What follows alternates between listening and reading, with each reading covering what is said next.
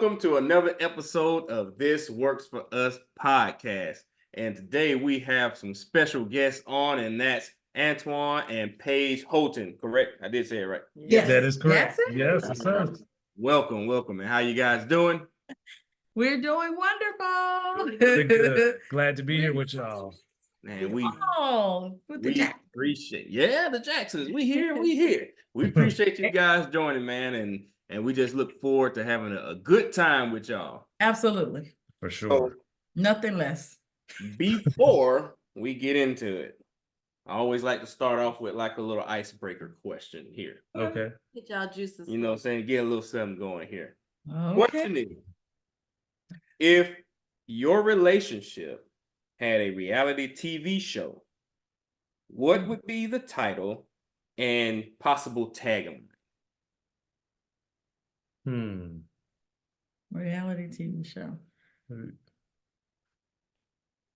A reality show. I would say something like, hey, we still at it. We still still at it, because I think with us, it's like, different phases of our life, we've been through different things and we've stuck at it and we've been with it. We stuck to it together and we made it through. So it's kind of like, or it could be like, here we go again, or, then on to the next adventure. I would say something like that because it's all been an adventure throughout our marriage, and, when you're going through certain things, you feel like it's the biggest thing you've ever faced. Right. Mhm. And then with the help of God and each other, you make it over it. And then you go, whew, okay, made it through that. But then there's something else, And then there's more. Mhm. And there's another thing. But wait, there's more. Hashtag, and then there's more. And then there's more. Love. There's more. Yeah. So I totally agree with that. Yeah. Right. It's the persistency, right? It's the consistency. We're saying we're in this thing. Why? Because we made a cut. First of all, we love each other. That's number one. But also because we made a covenant with God. So that you can't break that, right? Like, so no matter what comes up, we have to push through it. And I think it's a choice. It's a decision. We decide every day or every situation that we got to come through the other side because of the covenant with God. So absolutely. Couldn't have said any better. And then there's more. Yep. I love that. Well, now tell us a little bit about yourselves and how'd you guys meet? Our Okay. love story. All right. So we agreed to a certain point in the story. So I'll tell my part first, and then she can tell I'm gonna her jump in. alternate Okay. first. No, ain't no alternate. It's the truth. It seems like that in every relationship, right? Like you have your side and I have mine. Yeah. Exactly. So it was early 2000s. We were in college. We met in an African studies class. It was a class that I didn't even plan on taking, but one of my best friends was like, "Hey, this is an easy A, I heard, so why don't you come take this one?" So I took the class, and we were in the class probably a few months, like mid-semester. And then one day I just look over and like I see this beautiful girl just laughing with her friends. I caught her like mid-laugh, so she just had this beautiful smile. And so I'm like, wow, she's cute, and I had never noticed her before. So I think on that same day, I was going, I wanted to say something to her, but I was like, I ain't gonna do anything like that. So I was going to my next class and ended up, we were in the same area, and we went to school at a big campus. We were at Michigan State University. So she was at the next area where I was, and the odds of that were kind of slim. So I was like, wow, she's pretty. And I noticed that we kind of had on the same color. So she had on a baby blue shirt, had a baby blue jogger outfit with some Jordans on and stuff. At that time I wasn't really used to approaching women. I was more so just sit back in the cut and they come to me and, not to be like braggadocious or anything, but, I just didn't have that confidence at that time. So I saw her, I was like, wow, I got to say something. This must be something. So my opening line was, wow, that's a pretty blue you got. I guess we matching or something of that sort. This is where it kind of go ahead. Yeah, this is the funny part.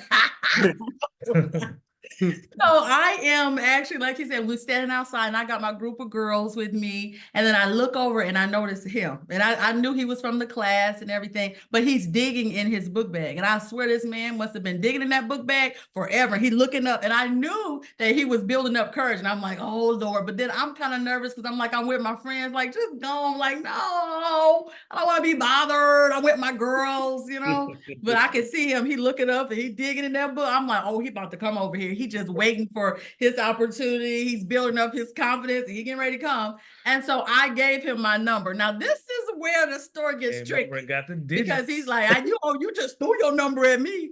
But I was just saying, I thought he was going to be a good friend. I said, you know what? This guy is a good quality man. Like, you know how when you see people and he just seemed like he was so sweet. I could see it just from looking at him. I'm like, he can't harm a fly. So I put him in my friend zone. Put him out there like that. Oh, Don't do that. man. Yeah, no, he was a friend, right? She put me in the friend zone, But what happened? I knew it wasn't gonna be that. Yeah. You know? Early on in our conversation, when we started talking on the phone, you know, that's when she put me in the friend zone. But early on in the conversations, I knew I wanted more, and I was like, I got something to tell you, but I can't tell you. Yeah. And you Like, know, she's like, weird. what? And you know, I told her, I was like, you're gonna be my wife. Like, huh? Say what? Yeah.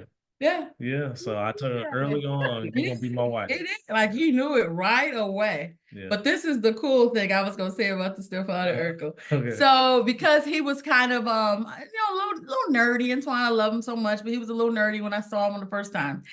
So that's why I really, like I said, he's a nice guy, harmless, like he can't, you know. But the first date when he came to pick me up, he turned into Stefan. And I was like, oh, like the glasses came. I don't know who this guy was that came to pick me up. I'm like, oh my God. Yeah. Mama's car. Yeah, his mama's ride, he was whipping it. And I said, look at God. You know what I mean? So I was so glad that I just, I was open and I saw his heart. That was number one. So I saw he was a good guy, but it made it even better when he turned on into that other person. So yeah, like, oh, look at him. So yeah. And then from that point on, just grew and stuff. And we had other coincidences when we first started dating. So like on our first time going to church together. Yeah. We didn't say what we were gonna wear, whatever. We ended up wearing the same color. Yes. And color. It's like a lime green. Yeah, it's not like a common color, not like we just navy blue. It's our color. Yeah, I agree. So she had our and we were surprised. We were like, what?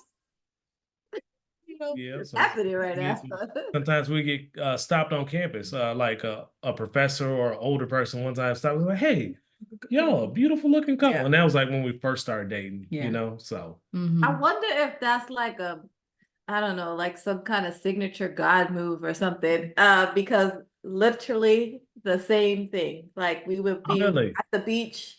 We was at the beach on our first date, kind of like a first date. And people were just stopping random and just like, oh my God, you guys are such a lovely couple. And we're like, okay.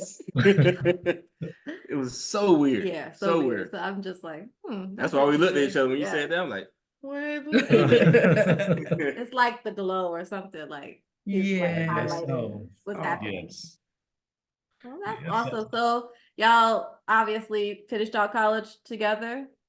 No. So at that time, her dad had gotten sick. So she went back home and transferred to the University of Michigan for some strange unknown. We're rivalry school. We're rival school. So in our house around football and basketball time, it gets kind of fun. So, it does. So she finished up at University of Michigan and I finished up at Michigan State. And, we stayed together through those years. And, through those years, they were a little hard sometimes because I was growing into being an independent young man. And at that time, I grew up with in a single mother home. So my father died when I was young and grew up with my mom. So I had to learn how to change my position as a son and then become a fiance, then husband, and then father. So in that relationship, that made it a little difficult at times because my mom wasn't as accepting at that time. She was used to having me to herself. And instead of, in my mind, I always imagined when I got married, my mother would love my wife and it'd be the three of us and she had the daughter that she never had. But my mom was like, I don't want no daughter. Mm-hmm. We good. Oops.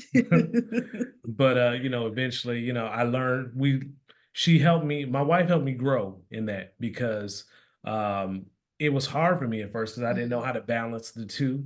You know, sometimes, you know, I would go to one side and the other side's upset, and then go to the other side and then this side's upset. But then I had to realize, hey, this is the woman that I'm coming home to every night. This is the woman that I'm sleeping with and building my life with.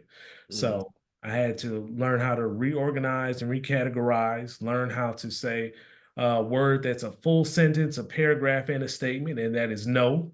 Yeah. Let's leave it at that. No explanation needed.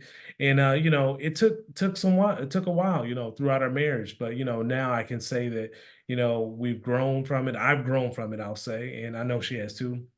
About to speak for myself, you know, I've grown from it, become better at it, and then also speaking to other men, realizing at the time I felt like I was the only person going through it.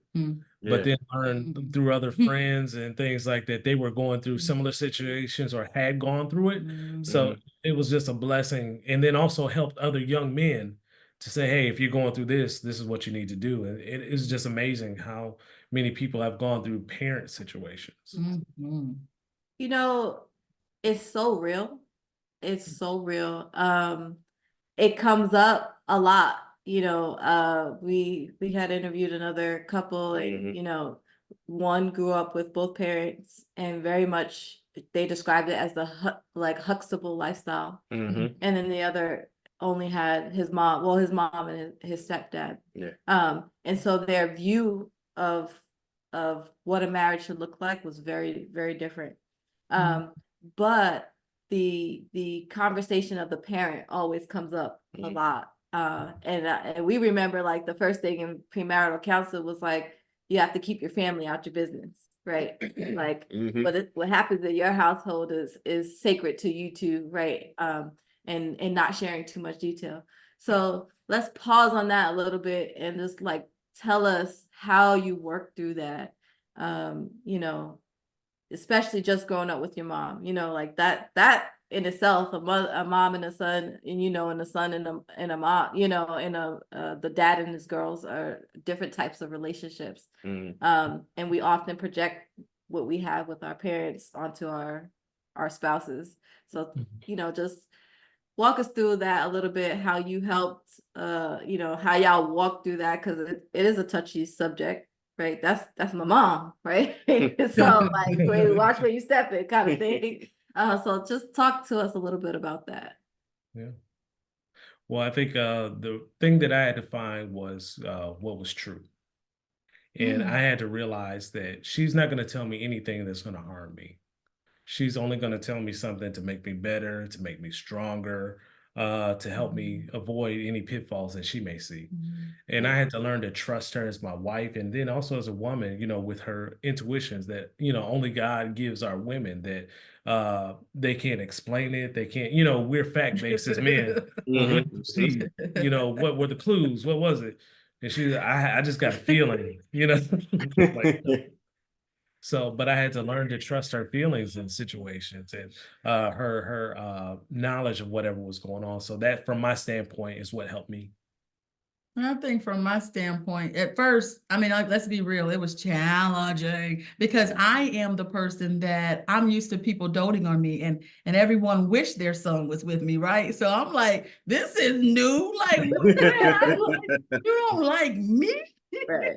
You know, like, I would think you would be happy. So I was surprised, and just really trying to figure out. I remember apologizing several times. I mean, I'm trying to make this work, right? I'm like, what did I do? I'm sorry. I'm sorry. I'm sorry. I'm apologizing. I don't even know what I did, right? But just if anything I can do to make it better, that's what I was trying to do. That was the young self, you know, just did not know. I'm early 20s, so I'm fresh, don't know nothing, you know.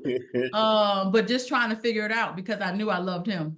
And I think that's really been the key to my whole thing. Whatever I move through, I'm moving with knowing that I love him And I'm asking God, I'm really like depending on him too. I'm also trying to figure out any women, right? Like I'm talking to the women, but sometimes that can be iffy because they're like, girl, I wouldn't take that. Like, girl, right? Like you don't have to, what? You like you don't know. So it was hard. But then I'm like, but I love him. You're 20, right? You're like, I love him. He's so nice. Like, this is a really nice guy. I think I can make this work.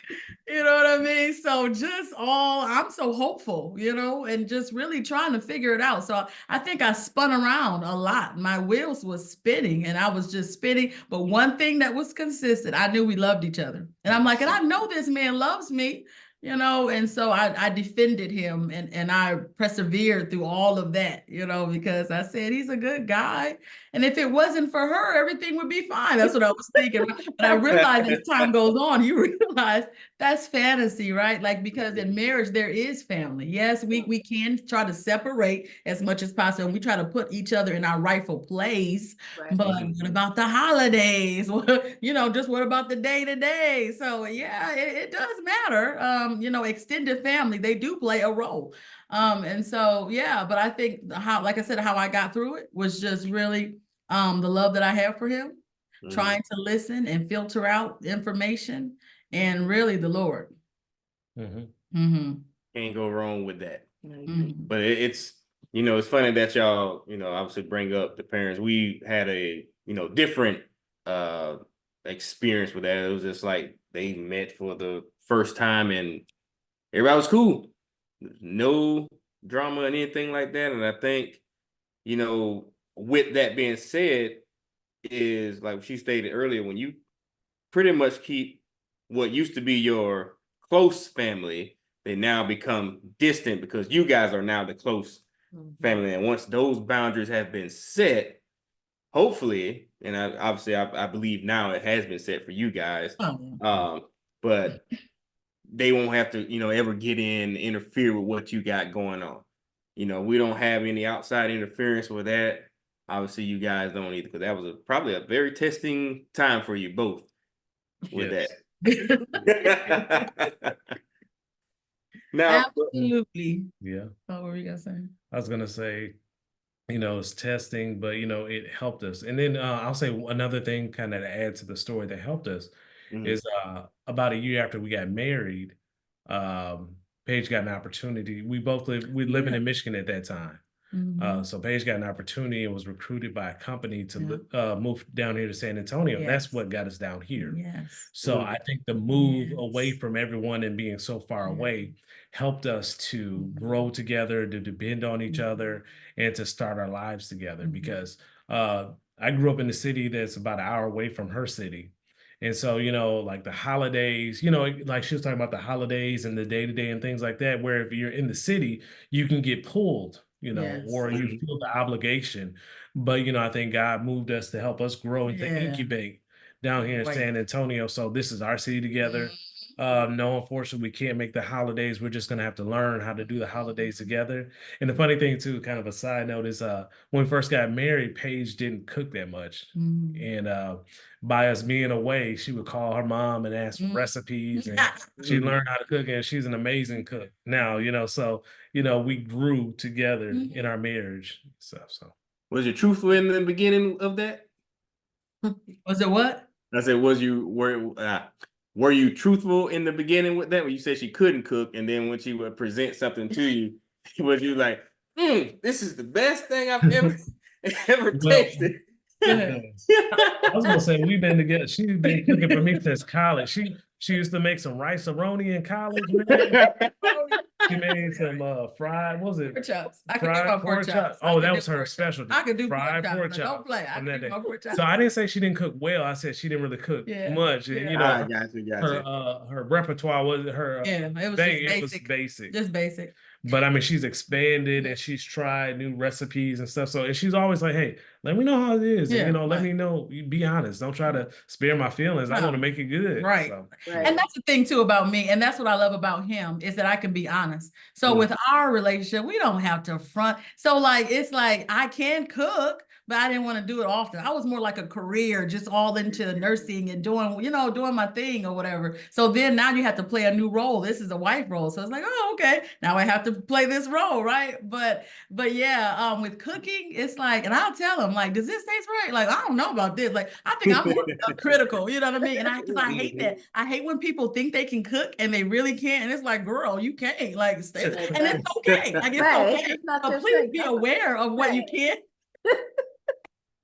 and cannot do. So yeah, so I stick to what I know, you know what I mean? And then I'll try things. But when I do try it, it's like, what do you like? Because I'm cooking for both of us, you know what I mean? So is it something I should have taken out? Is it too heavy with this? Or, so I'm open to feedback. It doesn't hurt my feelings at all. Like, I want to do this thing right. You know what I mean? And if it sucks, it sucks, and we throw it out and it's okay. It's like, that was a fail. Yeah.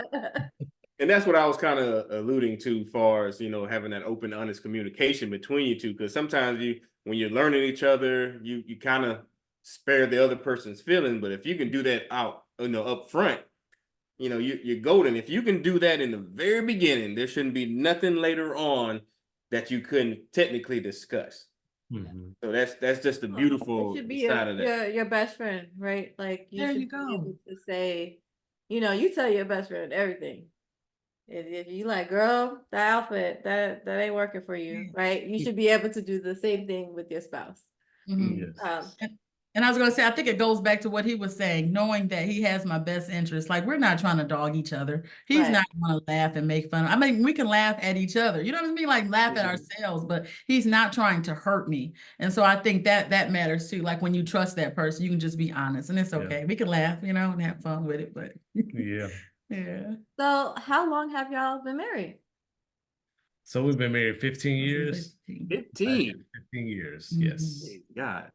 And But we so dated for 7. Yeah. Yeah, we dated for 7. So that Yeah. was the time when I was telling you about the mother-in-law. So I think that really slowed down, and we were really contemplating during that time, that 7-year span. But yeah, we dated for 7 years. So we've been together So for we've been together a over lot. 20 years. Yeah, really.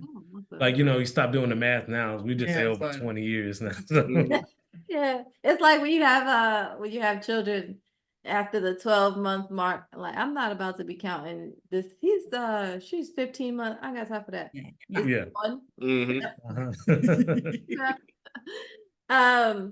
Okay, so y'all dated for 7 years, Mhm. and then got married. Well, I was gonna say, our pastor always says time is your ally. Like you said, at that point in time, you were like, it slowed down. You try to like, let's work this thing out. And I think so many times in marriage, people just jump, feet first, right? And they don't take that time, like, to get through the muddy waters.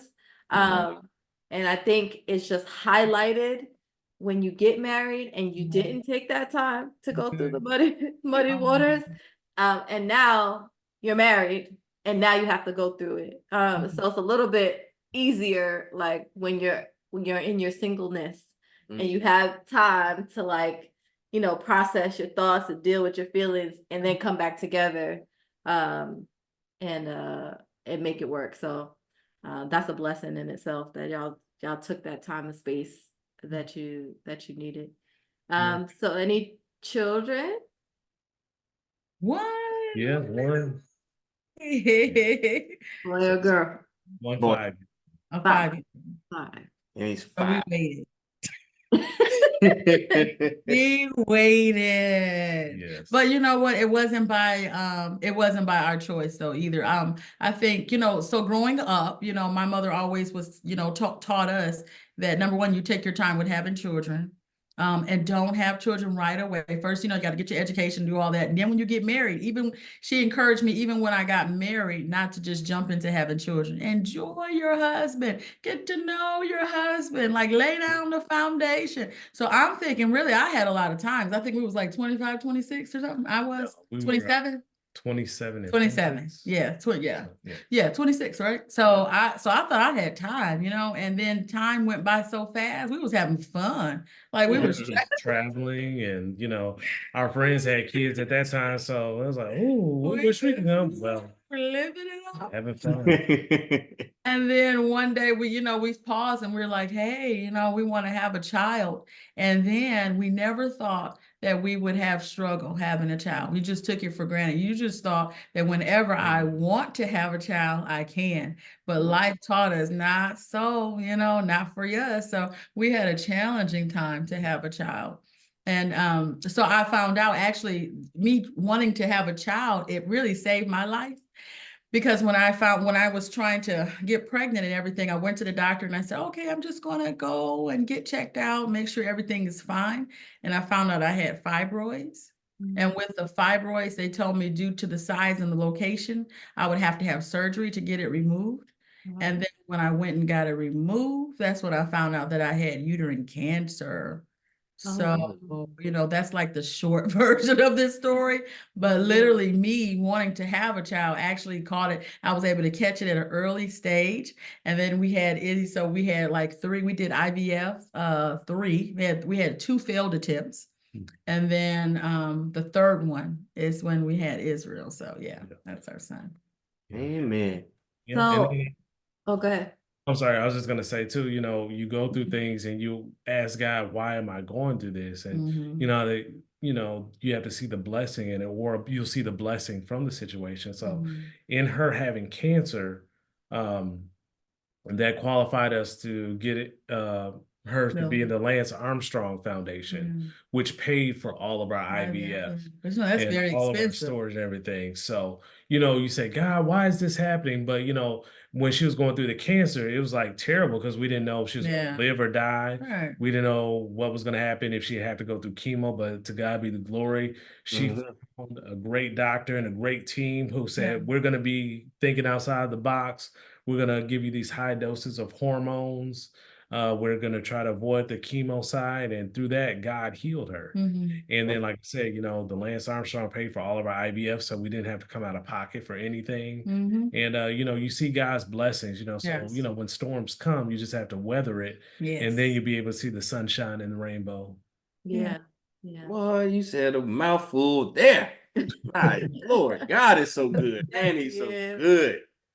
Oh, to go through that. So how was that, for you guys to find that out? I know you kind of touched on just a little bit, but let's go in that a little deeper. When you're finding out that, that she has cancer, for you, how was that as a man that, your wife is, again, you don't know if she's going to live or die. What was your mindset at the time? It was like just a state of confusion in a way, because we just didn't know what variables were going to happen. I remember the day she called me. She called, was like, "Hey, how you doing?" I'm like, "I'm all right. How you doing?" And I knew something was just wrong in her voice. She's like, "Can you come home when you get a chance? Or are you able to come home?" I was like, "Okay, I'm on my way." And on my way, I just felt like it was something that wasn't good. So she's such a sweet person. She told me later that she was more concerned about how I would feel or how hurt I would be learning that she was diagnosed with cancer than being concerned for her own self and her own health. So for me, it was just a state of devastation because, kind of earlier on in our marriage, she faced a sickness that we had to go through as well. And, it was kind of bringing back those vibes, like, what's going to happen? Is her health going to deteriorate?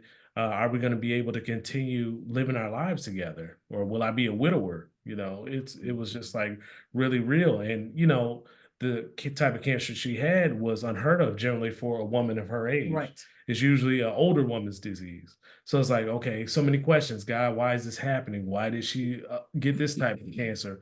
What's going on? So being a husband, we're fixers and we want to fix the situation. And there was nothing I could do in my power except for pray and believe God and, just ask her what I could do to support her and, how I could best support her and, pray to God that we get through this and that we had a victory in this situation. So it just really felt like a lonely, desolate place as a husband when you're trying to do everything you can to help your wife, and there's a chance that she might be taken away from you. And how was you, Paige, when obviously you got that news, he said that you cared more about how he felt than you did yourself. But what would the motivation, I guess there's always a motivating fact. You want to live. One, that's one big motivation.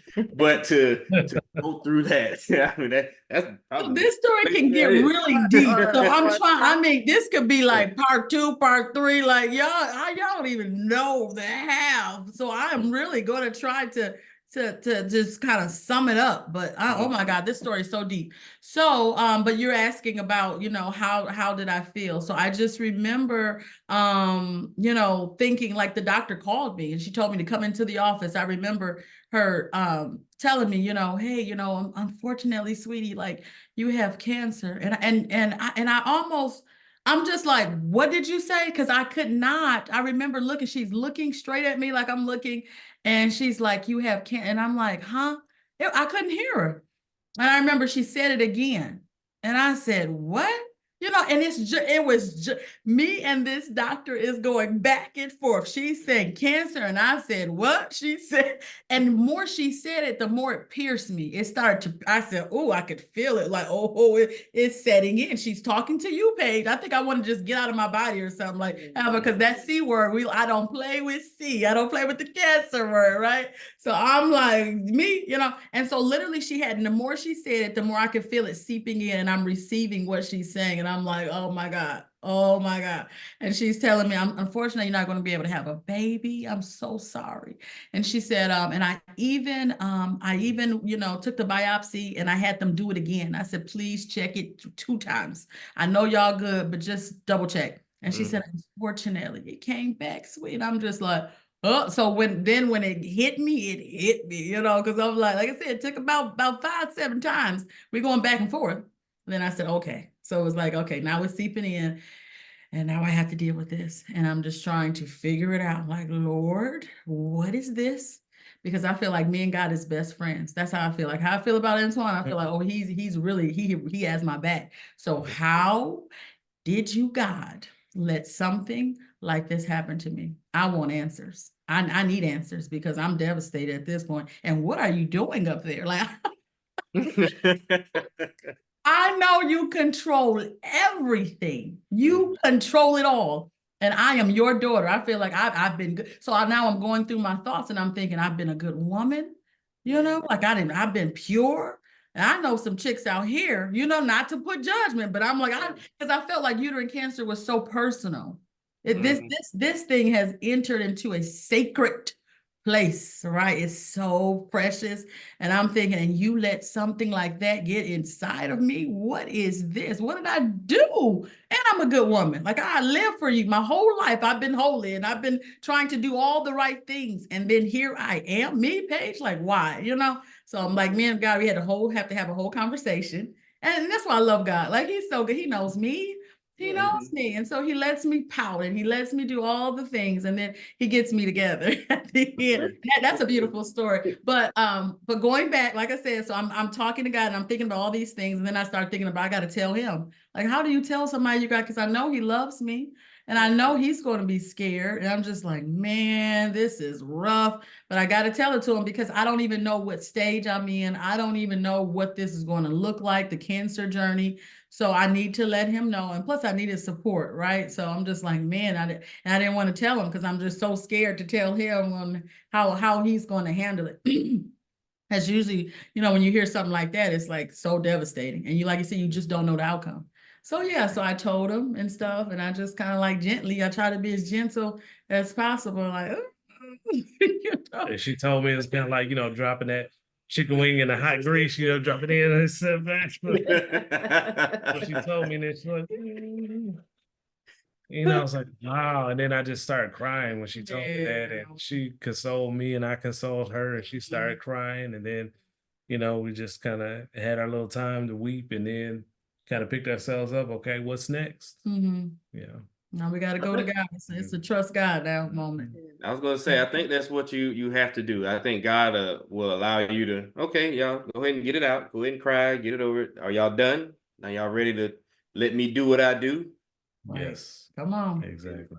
And Come that's what on. he did for y'all, because obviously you He healed, did. y'all He's here, faithful. got your son. Look at So how was that? Born. Here it is. That doctor said you couldn't have a baby. I'm sorry, you're not gonna have a baby, but you got living proof running around for 5 years now and going. So how's that been for you, raising this child after going through something like that? Yeah, wonderful. Yes, ma'am. Wonderful. He has just been truly a blessing. And I remember even like delivering him, and I was like, wow, I am here. Yeah. This is the day. You know what I mean? I am here full circle from, being so scared about cancer, and how is this going to work? Failed IVF attempts, and now today is birthday, right? Like, we're going to celebrate Israel. So that's amazing. Yeah. And it took time, but God is so faithful that, you can see the victory at the end. And this is what he had in mind for me, So that's why I say I love me some Jesus. I love him because he's so sweet. He's so good. He's so kind. And he knows you, and you can totally be yourself. And he still, let you do whatever you're going to do and get it out. But he is going to be there, and he's so faithful. I think that's a wonderful testimony in itself that, our pastor was just talking today, like how people don't really talk to God, right? Like, they don't have real conversations. And you were like, listen, it's me and you. It's me and you. We need to have a conversation because I don't understand.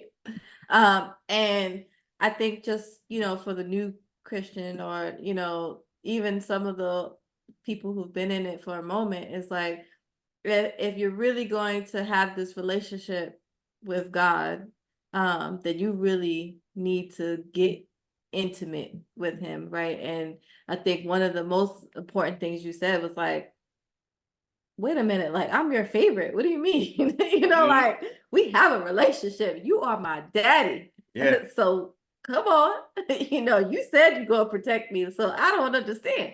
Yeah. And I think as you like unfold or you pull back the layers, in your relationship with God, like that is so important to have that relationship so that you could be raw, right? And then he could then say, okay, let me check you, get out your emotions and your feels, and let's do this thing together. But I mean, it's like the foundation of faith itself is to be able to have that, that relationship and get down in the nitty-gritty. And Yes, because I think we all say that we love God and we trust him, but you really don't know until you have to. Right? So it's like, okay, you love me, show me. So that's scary. Yes. And it's so funny because one thing I know about the Lord is like we feel like we can't take it. I feel like I'm about to break. I feel like I'm about to die. This is too much. This is too heavy. I can't carry this, God, And he's like, you all right. You can do a little bit more. But he made you, he manufactured you. So he knows how much you can take. You don't even know how much you can take until he put the weight on you. And then you're like, wow, because he's going to help you to carry it. But I think also he shows you a different side of him. Like sometimes he's not going to take it away, but he's saying, let me get in there with you. I'll show you how to do it. You know what I mean? I'll carry your weight for you. And it's amazing to be able to see him in that way. Like you talk about intimacy with God. That's everything. That's it. Because we can talk about it, but to actually experience it, that's how you know God is real, right? He has to come to you. Like it has to be an encounter with you and God. And that's how you know. It's not reading the book, but it's actually like where you at. And to know he'll show up and say, here I am. Yeah. That's awesome. Yes. But I think too, in those certain type of situations, that's a situation you can't control per se. That's nothing that you could do about it, that you wanted to, like you said, we're fixers. We're men, we want to fix it. Even for yourself, you want to fix it. But it's a situation where you're like, I have to give everything to God right now because he's the only way this is going to work. And to know that, and sometimes I feel like it's not that God doesn't put these things on you per se, right? Yeah. Because as parents, you don't want your child sick or anything like that. So you got to look at it from that standpoint too. We're children of God. He doesn't want us sick, broken, all that stuff too. So just like you don't want that for your natural children, he definitely don't want that for us. So you get in these situations where you really have to be like, okay, God, I don't know what to do. I have to surrender and give this to you in order for me to get through this. And to go through that and to let him work, just like I was saying earlier, you're crying, you this and that, and he's like, are you done? Right. Are you done? Pick yourself up. Come on, let's go. Pick yourself up, dust it off, try again, let's go.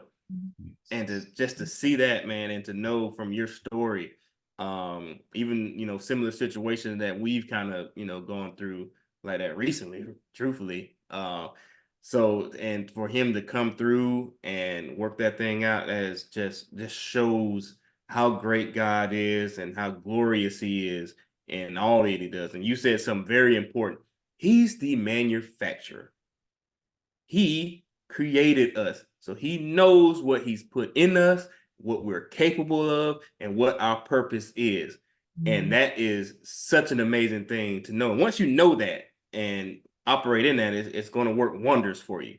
So that's just amazing what you guys have been able to overcome with that. It's also a testament to y'all love for each other, right? That's a lot coming at y'all at one time. And just, individually having to process that and like deal with your feelings, right? But then also be a support system to your spouse. That a lot for what you said, 20 something, late 20s, to process, right? And let's be honest, we're still growing at 20 something, so we still learning how to do this thing, right? So we're still learning for ourselves, but now we have to be there and support one another. And so that's a whole trial in itself for y'all to come out on the other end of that with each other, because there's a lot of people who would have per se weathered the storm, but then after the fact, like, I don't I don't know if I can keep keep this going, so that's a blessing in itself to see that y'all got over the hump and still strong within your marriage as well.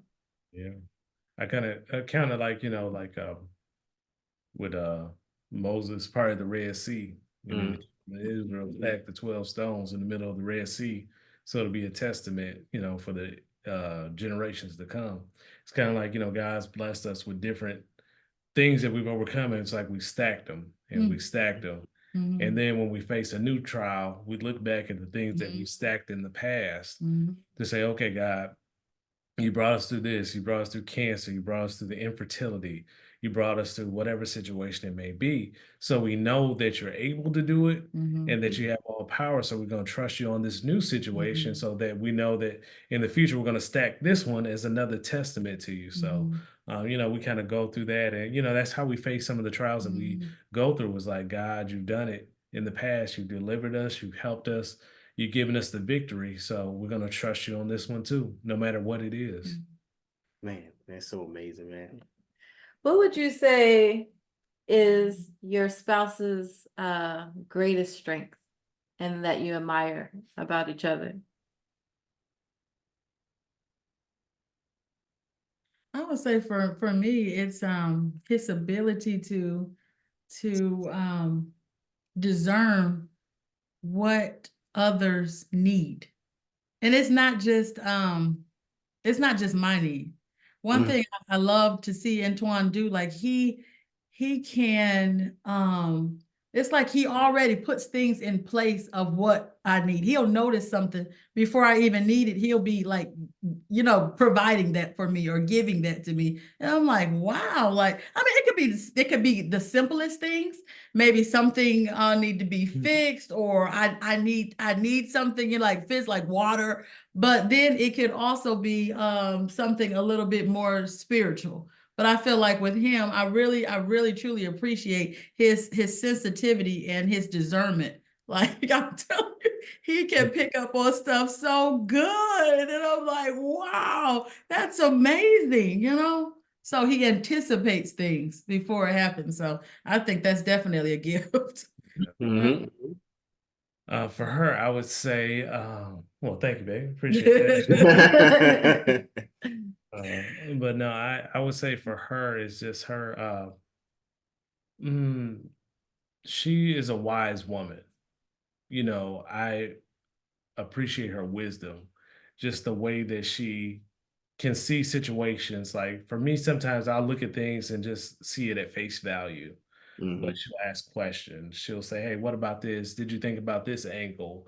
How about this?" And she really comes with a full story. We joke sometimes like how, we'll be watching a movie or something and she'll come up with a backstory to one of the characters. And ooh, that probably happened because of such and such and such. But she's such a thinker, and like she provides insight to a lot of people. She's central, not just my life and my son's life, but in other people's life. She's a source of wisdom. People will come to her and ask her, for her opinion, and they'll try to draw from her, and she gives them great knowledge. Now, what they do with it, that's on them. Mm-hmm. But she's just a source of wisdom, and I mean, I've grown from it. She'll ask questions, and sometimes she'll just ask questions and then drop the mic and just let me sit there and think about it. And I'll be able to come back like, wow, that was deep. So I love the way that she thinks and that the way that she loves. When she loves you, she has a deep love, and unless something happens to, it's on you for her to stop loving you. You know what I mean? She loves hard. So That's great. So you talked about one of the struggles, and this was pre-marriage, was navigating the boundaries with parents. What are some of the other struggles that you can testify to that you've overcome, but in the moment was really challenging in the marriage?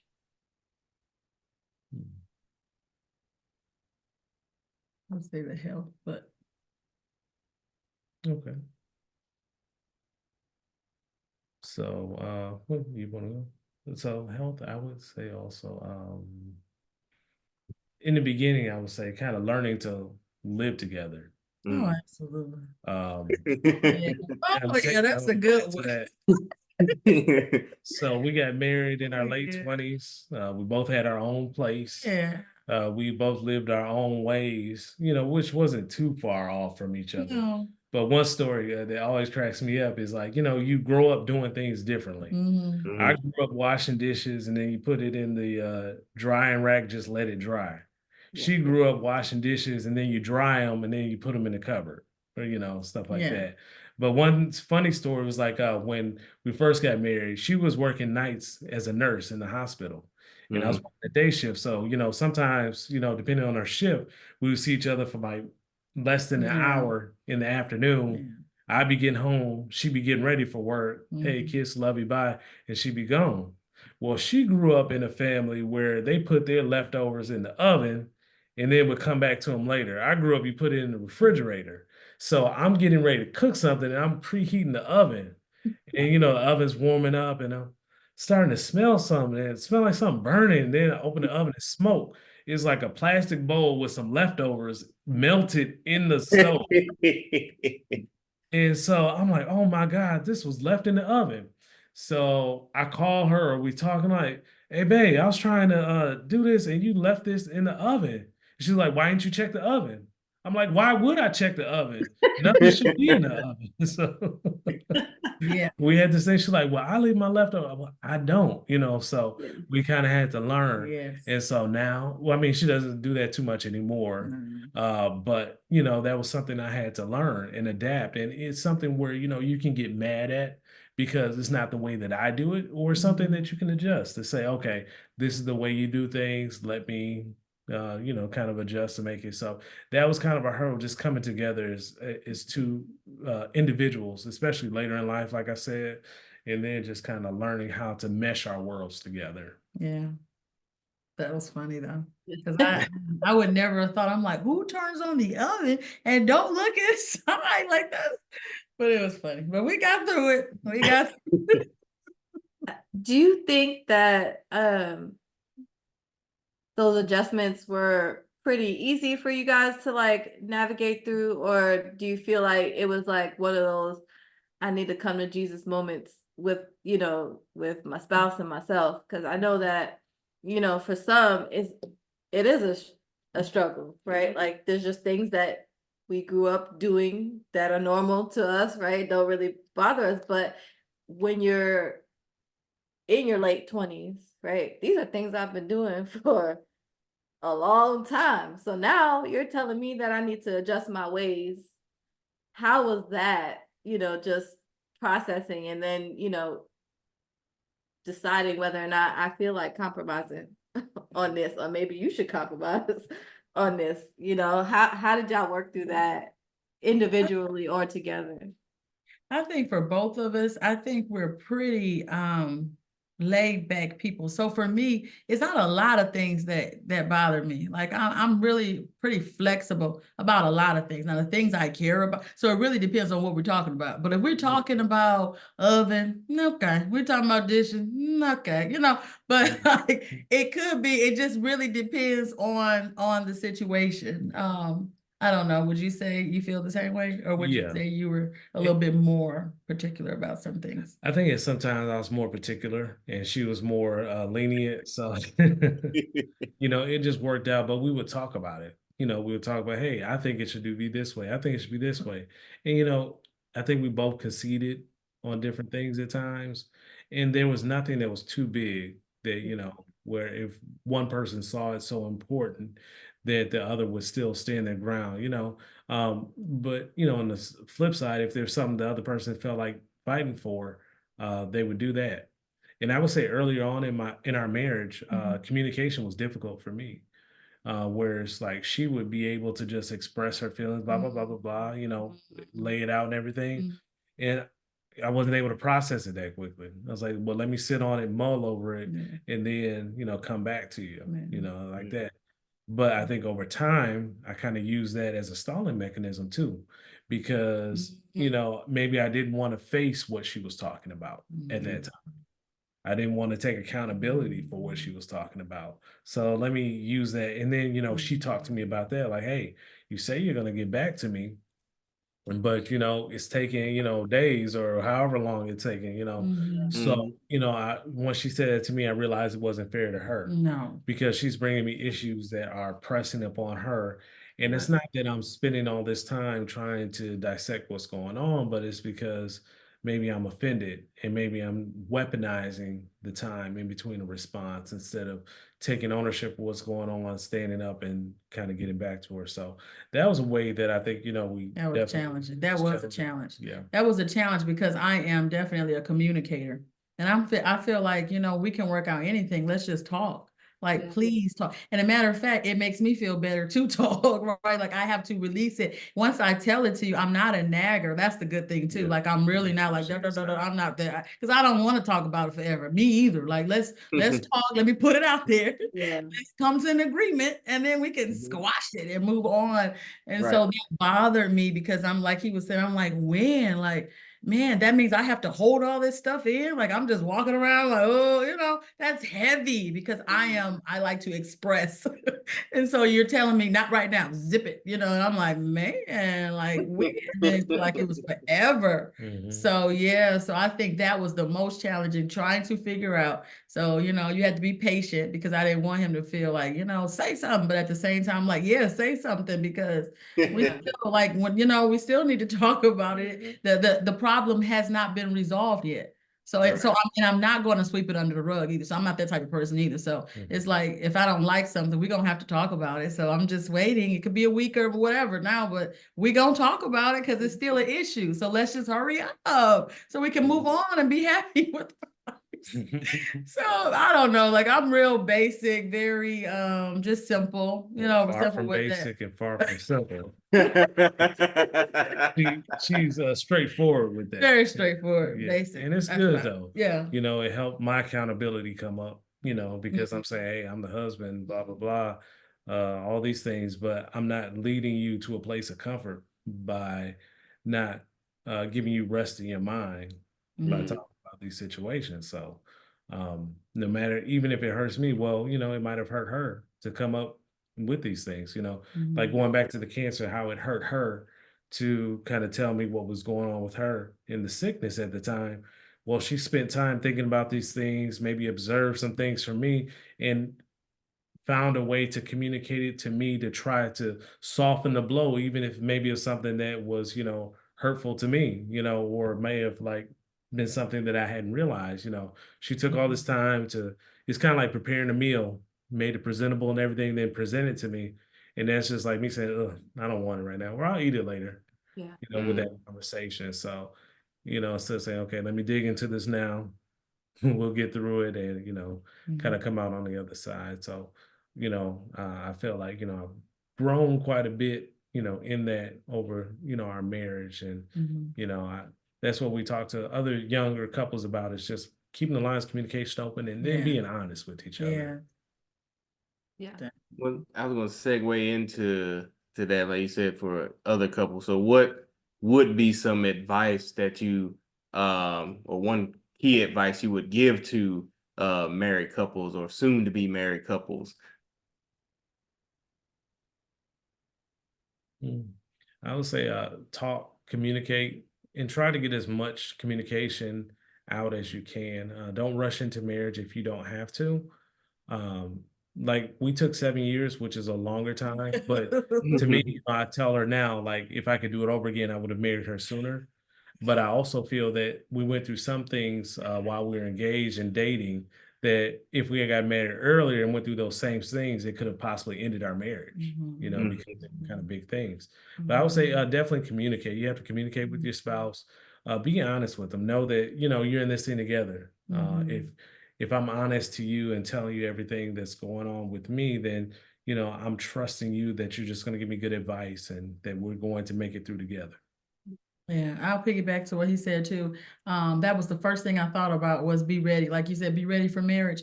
So I would say number one, before you get married, be honest and live in reality.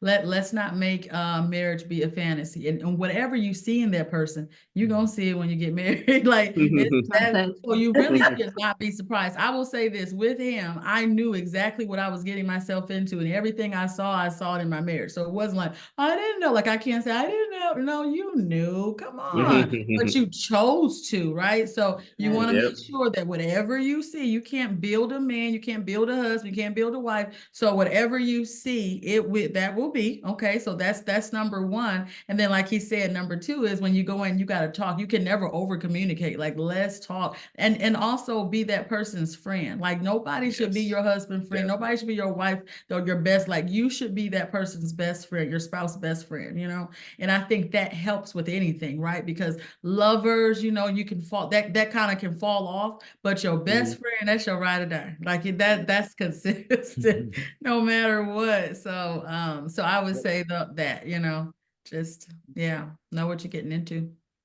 What have you guys done, I guess, individually to help yourselves grow and mature? Because as I'm hearing you speak, like you're very mature in how you process information and how you deal with that information. And I know for some couples, you know, they may not have had that time, you know, to date and figure the things out, and they did rush in to marriage, but now they in it, right? And if they're going to work this thing out, they're going to stick it through, but there's going to be some rough turmoil and some things that they're going to have to work through personally for growth, and then things that they're going to have to work through with their spouse. Is there anything that you would say that assisted you in helping you grow and mature as individuals, that helped you in your marriage? For me, I would say number one is God. And I know that sounds so corny, y'all. I know.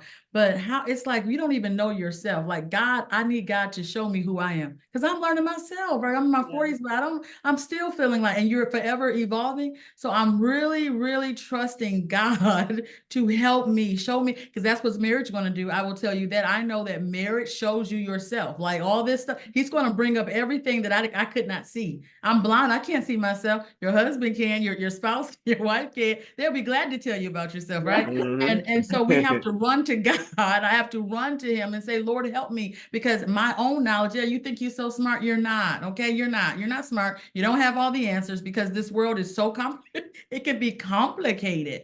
And so I think that I really depend on him. And then I think too, the other thing is you surround yourself with like-minded people. You want to surround yourself with people like, yes, I'm pushing for you, Paige. We love the Holtons. Yes, we got you. You know what I mean? And talk with people who love and support you, and find wise women to talk to. You don't have all the answers, so like I've said, like I'm saying women because I'm a woman. So I would say, yeah, find some, a wise woman, not the gossipy ones, not the ones who always had it right. We need some real authentic relationships, people that don't mind sharing their faults, their weaknesses, where they tripped, and say, baby girl, let me tell you, you know what I mean? And really it's coming from a good place, not trying to divide us, not being jealous, because that's the other thing. Sometimes when you deal with the elderly too, they can become jealous of the younger woman, you know what I mean? And don't want to tell you stuff, or we're so religious in church, honey, I don't know what you're talking about. It's like, yes, you do. You've been here. Tell me. Right. I need help. You're the old wise one, right? Like, help me. So I think too, just having those women don't mind, just, hey, come on over here. Let me tell you a little something, Right. I think it helps. Yeah. That's good. That's good. Good. I would also say, like, being real with yourself. So I had to be real with myself. Take inventory, and then, don't let your emotions get in the way. Excuse me. Don't let your pride get in the way. Really, look at yourself. Like she said, your spouse is going to show you. I've heard in the past that your spouse is a mirror of yourself. They see what's going on with you. So, hey, if you have something in your nose in real life, you don't just let it stick around there because, I don't care. And it's, my nose, I can do what I want. My nose, that's just what I do. Your spouse is your mirror, and they should want the best version of you possible. So if they're telling you, hey, you got something sticking out, take inventory, look at yourself and say, hey, okay, is this something that I need to do, or how can I make myself better? Because it's all going for the furtherment of your relationship and your family. And then, like she was saying, having wise counsel. I had good friends and people that I leaned on and kind of talked to about different situations. Not the one that'll say, forget her, well, let's go out and let's go have some fun. No, it's one's like, man, you need to work on that. Or do you really think that she would say something that would hurt you intentionally? Or, have you thought about it from her perspective? So those people that really are in your corner for your success. Two more questions for y'all. I know, Paige, you said you grew up in church, right? What about you, Antwan? Was that your foundation? Yep, grew up in church as well. Yes. So that was the thing that drew me to her. So going back to when I got her phone number, we were in college, and like she gave me her phone number, and I call her phone number. She's like, praise the Lord, this is Paige, blah, blah, blah, on her voicemail. And I'm like, she said, praise the Lord, because most of the girls I was dealing with at the time, they might or might not go to church. Right. May or may not be saved, but she started off with praise the Lord on her answering machine. That's hilarious. I told you I love me some Jesus. Like, I love him so much. Yeah. So I was like, well, she is the one. I love that. And it was hard to find, church Yeah. women at the time, Yeah. especially on a college campus. Everybody's trying to find themselves, or, even at that time, like, I grew up strictly, at that time, I grew up apostolic. So there's certain things, you don't drink, you don't smoke, you don't do that, but that's all around you. So then trying to find a woman that believed in your beliefs, then you kind of let the qualifications slip off a little bit. Well, Yeah. maybe she can do a little bit of something, but she cute. But with her, I had the whole package. She was beautiful inside and out, and was saved and loved Jesus. So it made a big difference. Amen. That's awesome. I That is tell you, a blessing. God be working, man. Yes, Be he working. Yes. And then my last question for y'all is, you guys were successfully independent when you were single and dating, right? And now you need to be successfully married. And with that, because you were successful singles, you handled your finances the way you needed to handle your finances.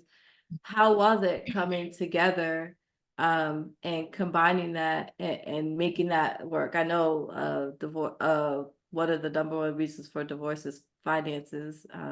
And so we would love for you to share, how you came together and handled that.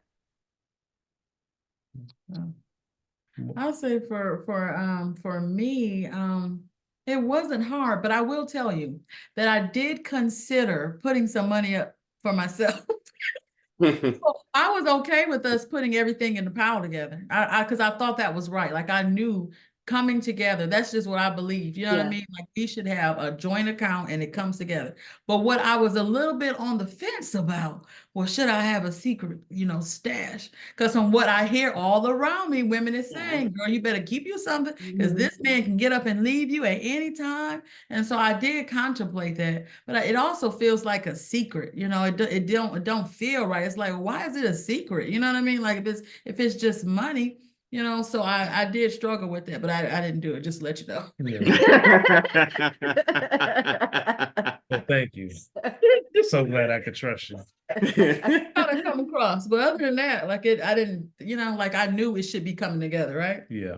And like I talked about the move to San Antonio, that was part of it too. Like I think in the first year of our marriage, we still had separate accounts. Mm-hmm. The first year of our marriage back home. Yeah. And then we moved here, we had to find a place to bank that was local. So we're like, Mhm. okay, we had talked about it before, and we then just kind of came together at that point. So like I said, this new beginning kind of created a beginning for that Yeah. too. And then like the finances No. create a sense of accountability. Yeah. Like you have to say, Say okay, freeze. do whatever I want to do. I have to be able to make sure that I'm truthful in my spending and what I do. And then, we even set up like a threshold, like, hey, up to this amount, we don't need to talk to each other Yeah. about. That's, Yeah. Yeah. Yeah. slush fund. But anything over this amount, let's come together and see if Mhm. we, agree with each other's purchases or, stuff like that. So, having an understanding and a conversation about that really helped us. Yeah. Because you don't want to feel like a child, and because I'm Right. working, like you work, Right. So Right. you're like, can I, so like you're saying, we felt like that was good, like to set a number, and so you still can do whatever, but just don't go over without Yeah. talking about it. Mhm. That's so good, because I feel like number one thing you said, it's so many. You hear it so much. Oh, you better, put your nest, because you don't know what's gonna happen.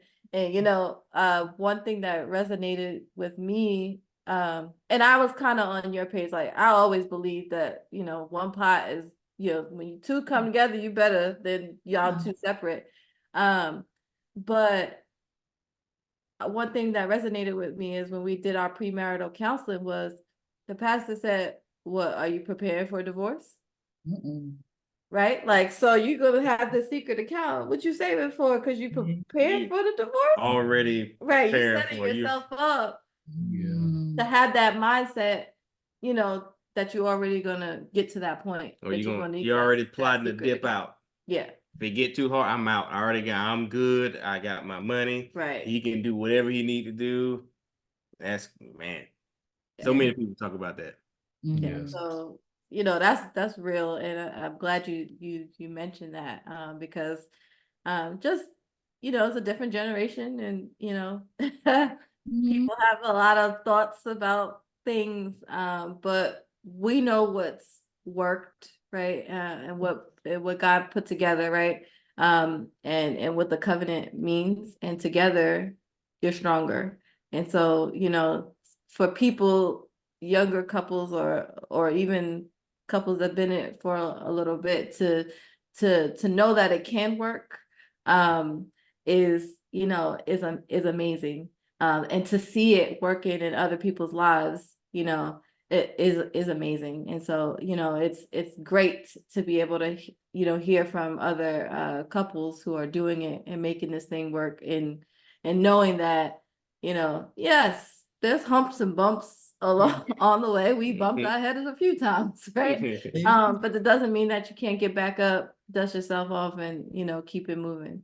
So y'all have been such a blessing. Oh man. And I thank y'all so much for joining the podcast, and sharing your story. And I pray that, whoever's listening, really receives and gets something from it.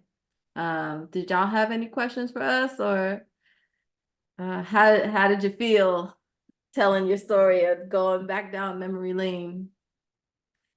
I felt good. Like I said, it's so much. I gave you a very short, Yeah. very short, part of it, but God is good. Yes. It's amazing. And we enjoyed talking with you all and seeing you all again. Yeah. I think it's kind of amazing too of how, we finally met. Like, we have a mutual friend that connected us, and they were trying to connect us for a while before we Yeah. finally met in person. And then once we spoke, we hit it off. Yeah. So I think it's just amazing how God will do things in his timing. And then, years later, we're here together, and God's bless y'all with the podcast, and you have it on. So we're very proud of you all, and look forward to your success with the podcast and all your other future endeavors. Yes. So we really appreciate y'all for having us on. Oh, again, thank you. So again, thank you for watching This Works For Us podcast. Thank you again, Antwan and Page, for being on here. Remember to like, share, and subscribe. So until next time, we'll see you next time. What's up, podcast family? We just want to say thank you for tuning in, watching our episodes. We pray that what we are saying is a blessing to you. God placed it on our hearts to share with other married folks and soon to be married folks. So again, we just pray that it's blessing you. And stay tuned for the next video. Again, we want to thank you. Remember to like, share, and subscribe. Until next time, thank you for supporting This Works For Us podcast.